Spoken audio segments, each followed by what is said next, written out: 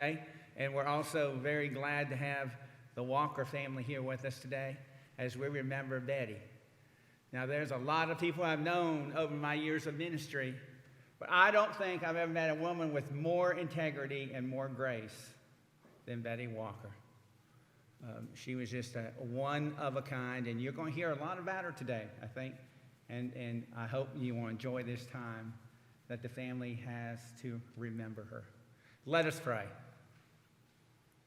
Then I saw a new heaven and a new earth, for the first heaven and the first earth had passed away, and there was no longer any sea. Heavenly Father, as we remember the life of Betty Walker, we are comforted today in knowing that she is with you in paradise. You have created a new heaven and a new earth. Just as Betty has passed from this world to the next, we know you were there waiting for her with an outstretched arm. Comfort your people with the assurance of life. In Jesus' name I pray. Amen.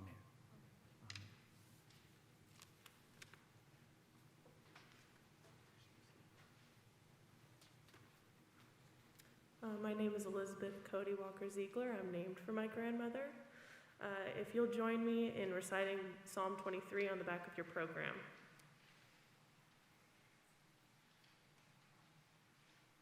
The Lord is my shepherd, I shall not want. He maketh me to lie down in green pastures. He leadeth me beside the still waters. He restoreth my soul. He leadeth me in the paths of righteousness for his name's sake.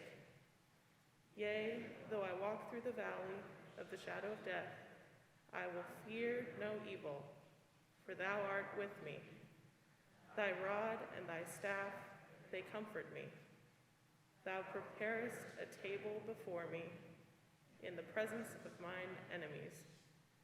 Thou anointest my head with oil, my cup runneth over. Surely goodness and mercy shall follow me all the days of my life, and I will dwell in the house of the Lord forever.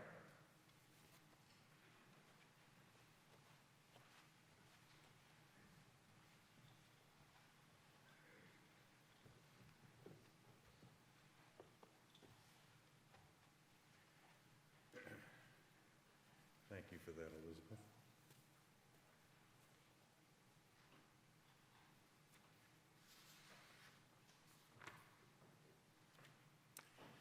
Welcome to my mother's memorial and celebration of her life, and thank you so much for being here to help our family honor her. She was a devoted wife and mother to her children, but no daughters for her. And what an amazing achievement to raise 4 boys, as different as night and day, as different as classical music and rock and roll. Her own brand, a spectacular mix of juggling meals, school, church, and maintaining our torn shirts. That was mainly me. From those tromps across the countryside, crawling through barbed wire fences, chasing horses, to she mending the wounds. From bicycle rides to athletics, she juggled it all, and most times had a southern supper waiting on us at dinner time. As we got older, my mother turned to her long-lost love, her art, which is well documented and needs no introduction from me. But I will say that some of my fondest memories were her trips to Charleston and helping her to deliver some of her paintings to the galleries for the shows. She was so exhilaratingly excited, and it was infectious. I could go on for many more miles, hours and minutes, but my mother did teach us a lot about love in a very special way. So I will close with a poem that gives me closure as well as a piece of my heart to my mom. This is Praise Song for My Mother by Grace Nichols. You were water to me, deep and bold and fathoming. You were moon's eye to me, cool and grained and mantling. You were sunrise to me, rise and warm and streaming. You were the fish's red gill to me, the crab leg, the fried plantain smell, replenishing, replenishing. Go out to the world, go to your wide futures, you said. Thank you.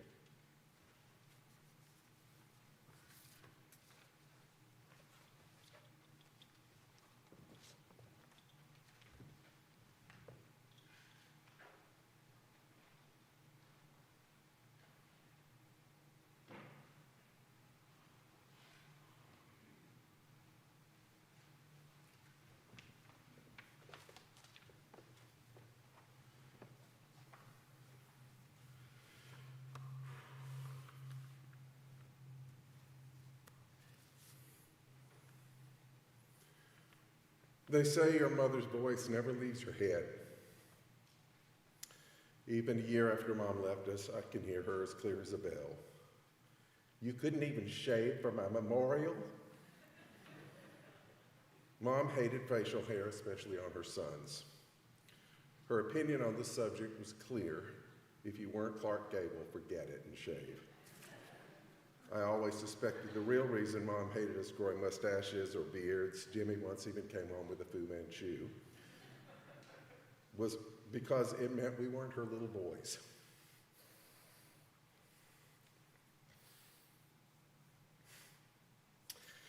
Anymore. She had nothing to worry about. Mom died nearly a year ago, surrounded by her boys and her great love, her husband of 70 years, my father, on the COVID wing at Presbyterian Community. Thanks to the pandemic, it was the first time in over 9 months that my dad was able to even touch the woman he once called his bride, and still called his bride. Since my family had been in lockdown all the way across the country, it had been over a year since I'd seen her in person. As we stood at her window the night before she died, Mom's blood levels were dangerously low, and she was on a morphine drip. She'd have been unconscious for a couple of days.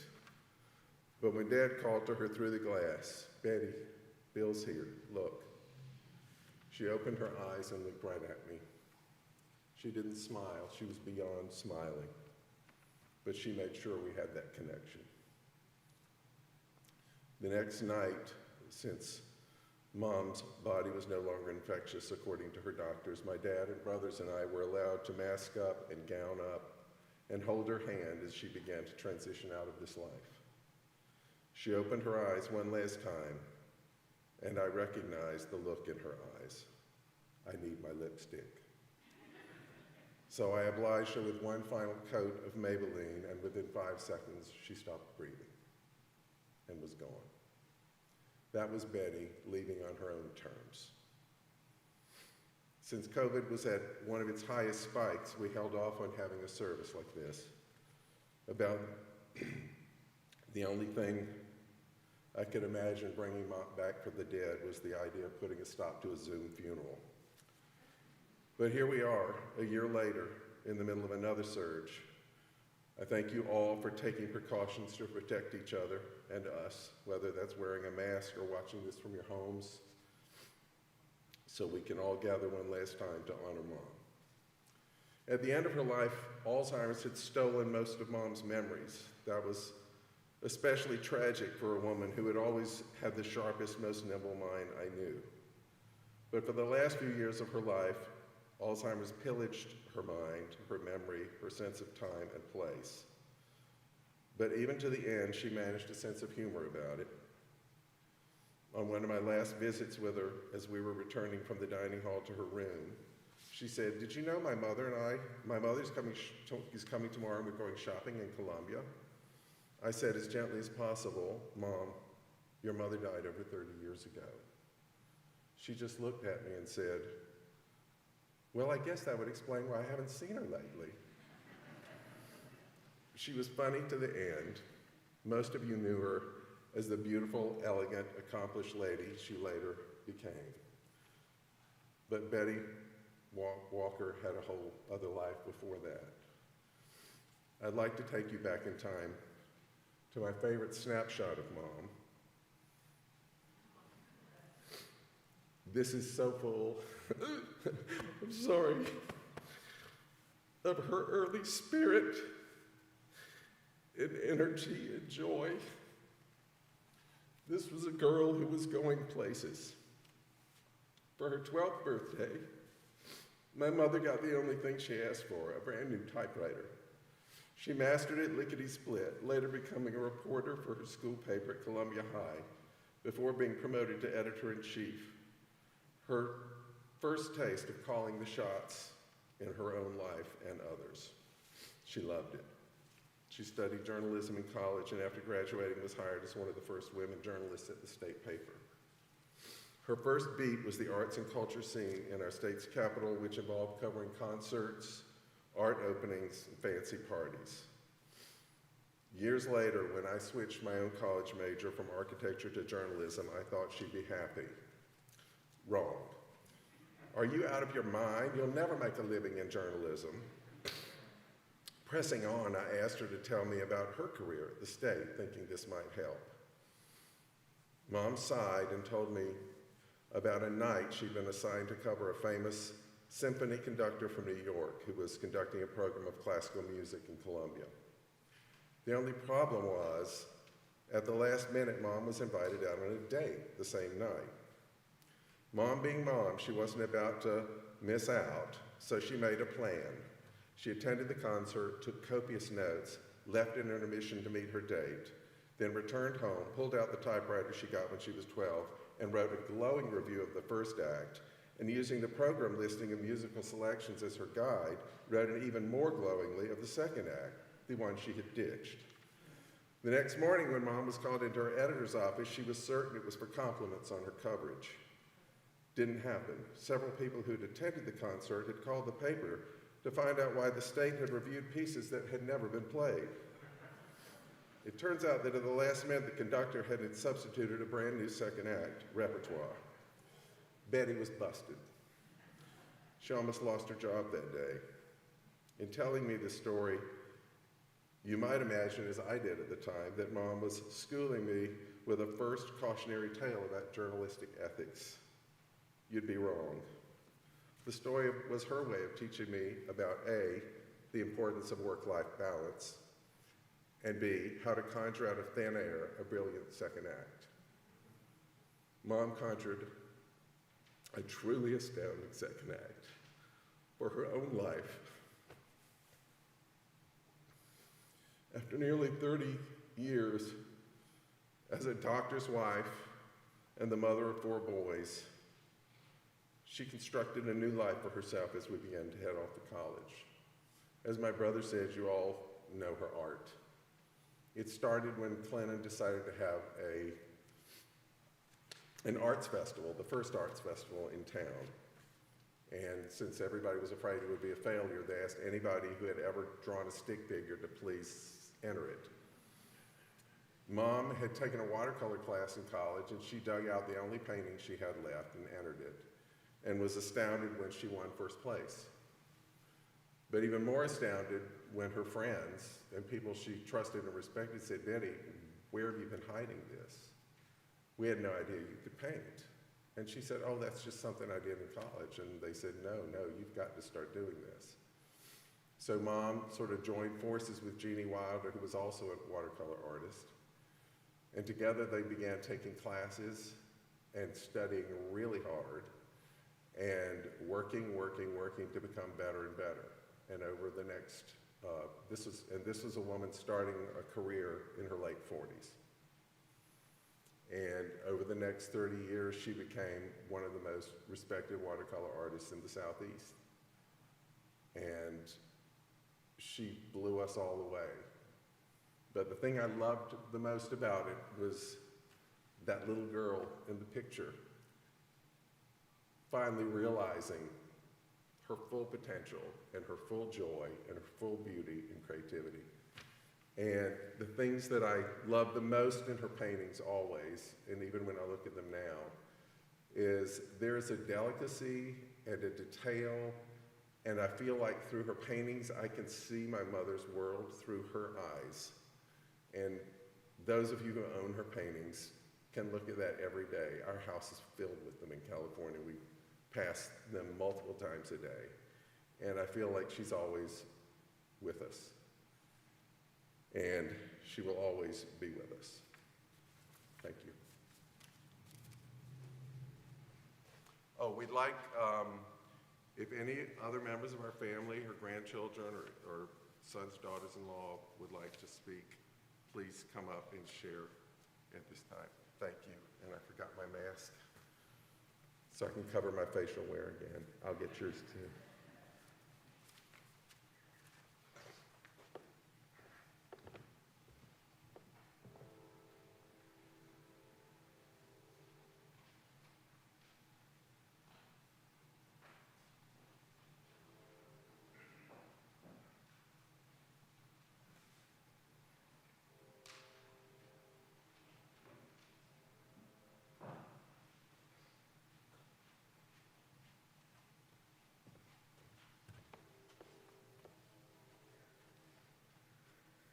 I forgot to take my mask off the first time, so here's my face. One of my most recent memories, and I don't know why this one is sticking out to me, but it has been for the past couple of days, but the last time I ever saw my grandmother was the winter of 2019, right before the pandemic. And it was the last time I ever saw her. And I had a really strange feeling when we went to visit her in the Presbyterian home, that was the last time I was going to see her. I can't even describe how, I don't know, it was just very odd. It was like I knew in my heart that I was never going to see her again, even though she ended up dying a year after that. And I treated that day very differently, and I saw a life in her that I had never seen before. And we went and we had lunch together, and I sat right next to her, and I was talking to her, and she was talking to me about her mother and how she had just seen her, or how her and my grandfather were at this grand resort, and how she was having the time of her life. And we went back to her room, and I sat down, and I was with my cousins, Jenny and Margaret, who are Andy's daughters. And I was just sitting there and I was painting her nails, and it was something I had never done before, but she just talked about how beautiful the color was and how someone who was painting her nails at the home never picked the right color. But I did, so go me. But I just saw her light up, and I felt really connected with her. And after that, I sat her in her walker, and I just pushed her through the halls, and she had her legs up, and she was just going wee down the hall, and I had never seen her that happy and young, and it was just a wonderful last day with her, and it has always stuck with me.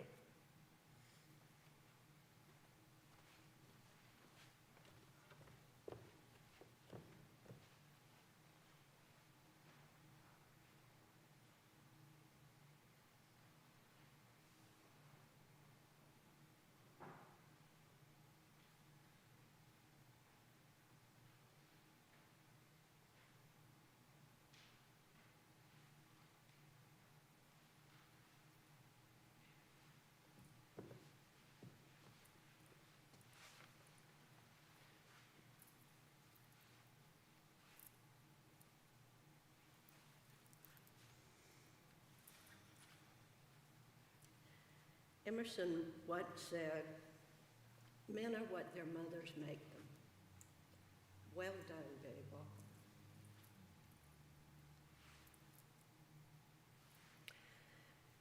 When I think of Betty Walker, three things come to my mind: her smile, her voice, and her art. I think I first met Betty at a coffee Mary Sadler had for me a few days before Jim and I married. The room was filled with women Jim's mother's age, all of the grand ladies of Clinton society. and I was scared to death. They were all perfectly lovely to me, but it never occurred to me that I would ever see any of them again. 4 years later, I was living in Clinton. I was at Lakeside Country Club. For some reason, I thought it would be relaxing by the pool. But I had two-year-olds that I was potty training. I was not relaxing. I was running back and forth up that hill to the ladies' room all afternoon, and I was about to make one more trip when I saw this very pretty lady sitting over by the pool, calmly reading a book and watching the havoc that Jim Adair's twins were wrecking. She smiled at me and said, "Derek, I'm Betty Walker." And she took over control of my children for me. And that was the day that Betty Walker became my friend. For almost 50 years, I have been a Betty Walker fan. To me, she was the epitome of gentle Southern womanhood. The way she spoke, the way she dressed, the way she entertained. They were all things that I hoped I'd be able to do one day, as well as she. In a way, she was a mentor to me. She certainly encouraged me in the things that we both enjoyed, art and reading, and she was especially encouraging when I started PC at age 30. There was a time when we walked every day, or at least 3 or 4 days a week, 2 miles up and down Calvert Avenue and around that circle in Pitts Meadows. I don't remember anything specifically that we talked about, but I do know that on these walks, she encouraged me to take up painting again. She introduced me to Virginia Fouché, and I, along with Jeannie Walker and P3, drove down to Columbia once a week to take her classes. Of course, by that time, Betty was already progressed much farther than we, and it was a wonderful experience just to watch her work. It ended for me when I started PC, but I treasure the days when Betty and Jeannie and I painted together. And then there was the time she invited me to join her book club.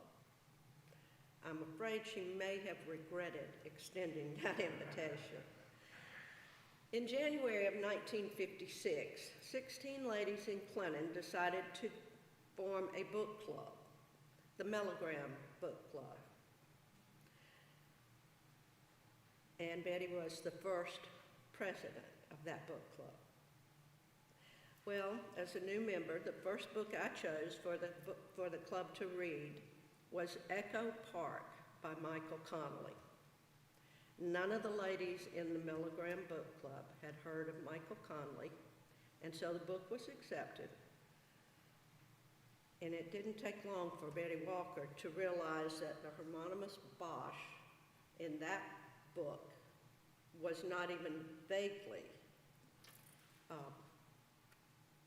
like the homonymous Bosch in 16th century painting. She very gently informed me that the ladies of Melogram did not find murder, mayhem, and coarse language especially entertaining. I can assure you that my next choice was pure milk toast. And speaking of the book club, and I see a couple of you ladies out there, you remember that Betty once chose the life-changing magic of tidying up, the Japanese art of decluttering.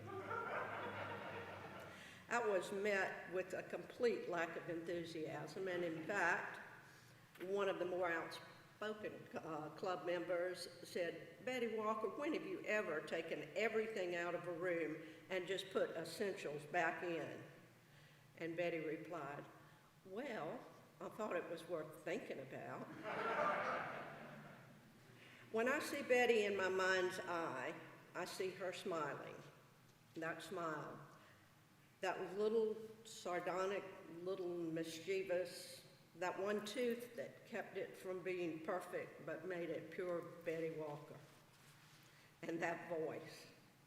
You all know that when Betty Walker called you on the phone, the first thing she said was your name, and then, "This is Betty Walker."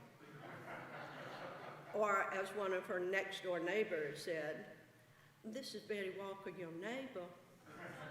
As if any one of us didn't know it was Betty Walker, the first word out of her mouth.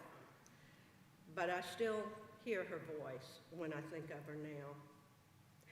Betty had another voice that speaks to me as well.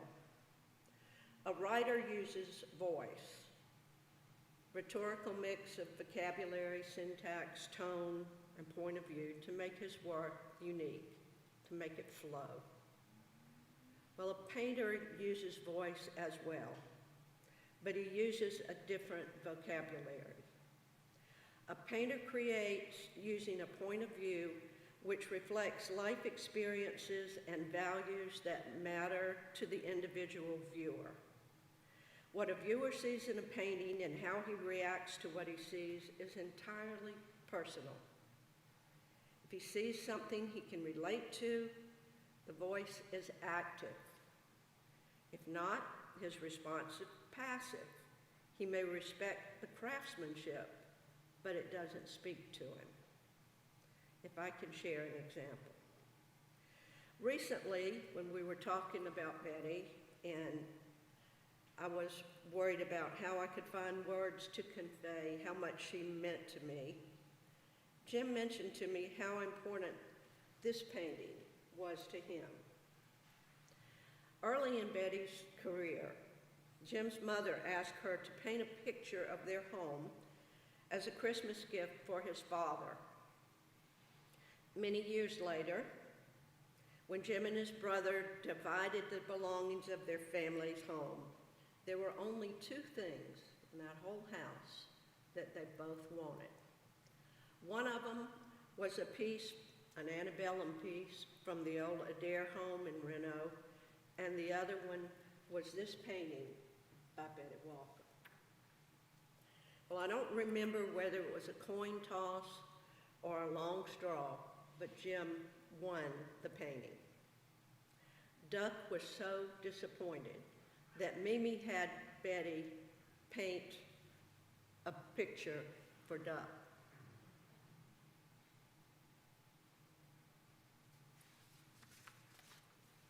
Notice the two paintings. The first one was painted in the fall of the year. The landscape is dull, all the colors are muted, and though the house is easily recognizable, Betty's gift for perspective is already obvious, but the painting is rather bland. The second painting, painted many years later, shows a much more mature, assured style. It was painted in the spring of the year. The colors are crisp, bright, clear. The building is bigger with more detail. It demands your attention. Painting is brilliant. Everything about it draws the viewer's attention to it. And we have that memory of the proud house that we all loved. Clearly, this is the better painting. Yet, this is the painting that the two brothers both wanted. One look at that painting, and they were following that drive home. Early on, Betty's work had voice. I last saw Betty smile and heard her speak on Valentine's Day before the COVID shutdown. In my mind's eye, I still picture her smiling, and I still recognize her voice when I remember her. But I also see her other voice. Her voice is in every picture she ever created. It lives on. If there are any others of you out here today who have special memories of Betty, the family would love for you to come up and share them. Lisa, would you like to come up?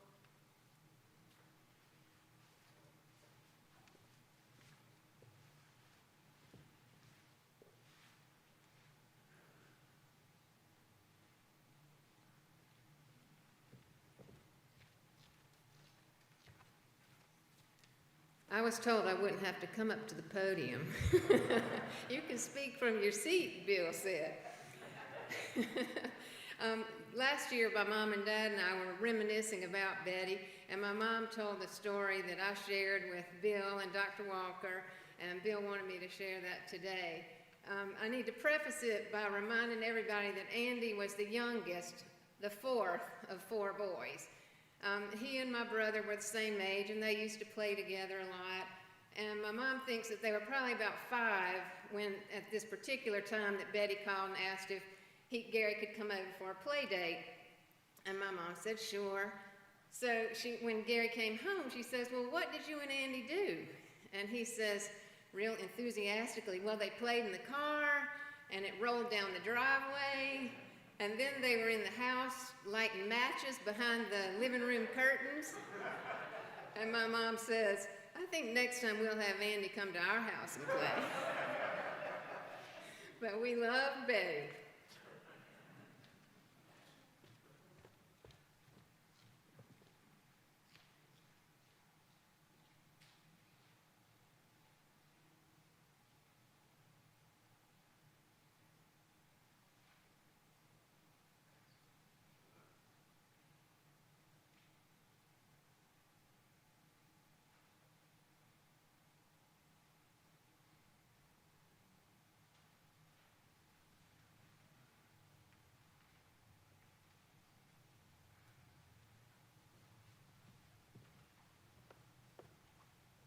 Thank you all. I'm sure you all have Betty stories because after Mom died, people came up to us and said, your mama. And that was how a lot of them started. We're gonna, after this, we'll all meet and hopefully you can come and share some of those with us. One final thing, my mother loved her boys. They were Betty's boys. And when I was in college, I was studying theater and I heard a guy get up and sing a song from a Broadway flop called Minnie's Boys. And it was about the Marx Brothers, who some of the younger ones of you may not know who they were. They were a very famous comedy group of brothers who made hilarious movies and plays that are still classics today. But apparently the reason for their brilliance and their brilliant career was their mother. Her name was Minnie. And the show was called Minnie's Boys. And at one point in the play, Harpo Marx sings a song because he doesn't know how to repay his mother for all she did. And I thought it was the most beautiful song I'd ever heard, and I thought, gosh, one day I want to sing that for my mother. And I forgot about it, and I never thought about it. And during COVID, when Mom and I were Zooming from her room in Presbyterian home to Los Angeles, I remembered the song. And on my birthday, I sang it to her, not well at all, not nearly as well as I'd heard it, but she loved it, and she smiled all the way through it. And I've made a sort of a video tribute from all of Mom's sons set to that song. Thankfully, I'm not singing it, but you can see why it's so special to us.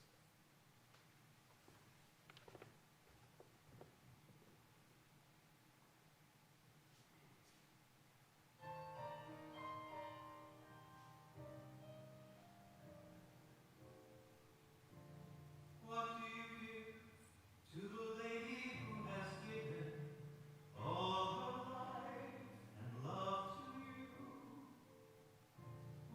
you give to the reason you are living?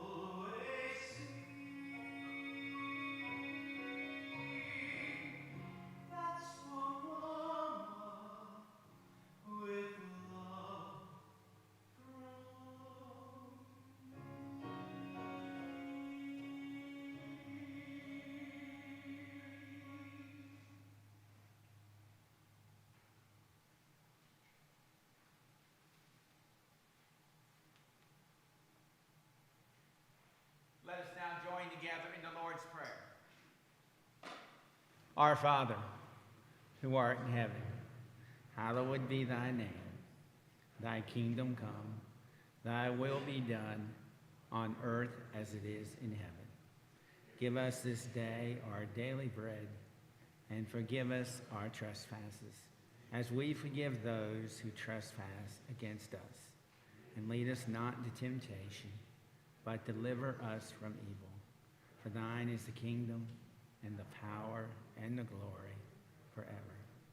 Amen. Now please rise, everyone except the family, and let us sing together Song 261, Lord of the Dance.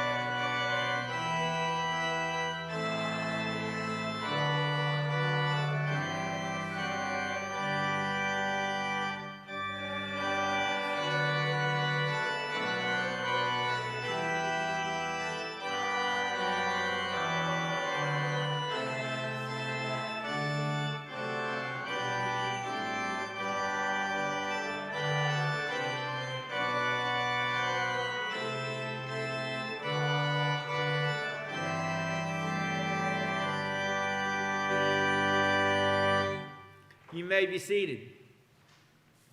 Now, during the Ode of Joy, which is the postlude today, there's going to be a video that goes along with that. So just stay seated. And after the postlude, we're going to have the family get up and move towards Cunningham Center. And everybody is certainly welcome to come to Cunningham Center to visit with the family and have some refreshments. Thank you for coming.